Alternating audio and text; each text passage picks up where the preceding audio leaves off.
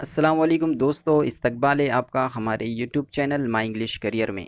हम अपनी रोज़मर्रा की ज़िंदगी में इस तरह के जुमले बोलते हैं जैसे वो आने वाला था, मैं बोलने वाला था, तुम सोने वाले थे, तुम जाने वाले थे। इन्हें हम इंग्लिश में किस तरह से बोलेंगे आज हम इस वीडियो में सीखेंगे।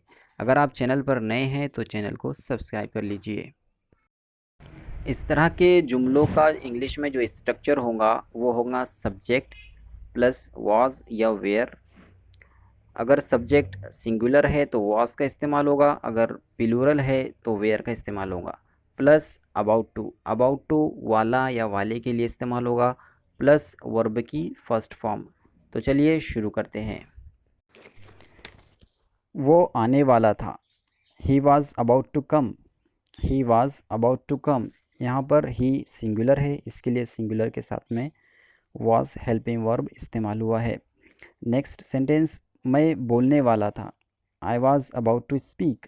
आई वॉज अबाउट टू स्पीक, यहाँ पर भी आई जो है वो सिंगुलर है, इसके लिए उसके साथ में वॉज का इस्तेमाल हुआ है।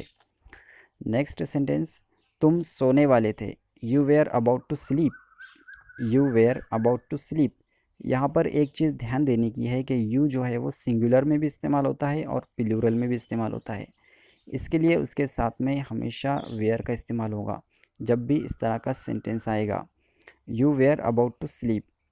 नेक्स्ट, तुम जाने वाले थे, you were about to go. You were about to go. Last में आप लोगों के लिए एक सेंटेंस है, तुम लिखने वाले थे। इसका आंसर आप मुझे कमेंट बॉक्स में ज़रूर बताइए। मिलते हैं नेक्स्ट वीडियो में नेक्स्ट टॉपिक के साथ।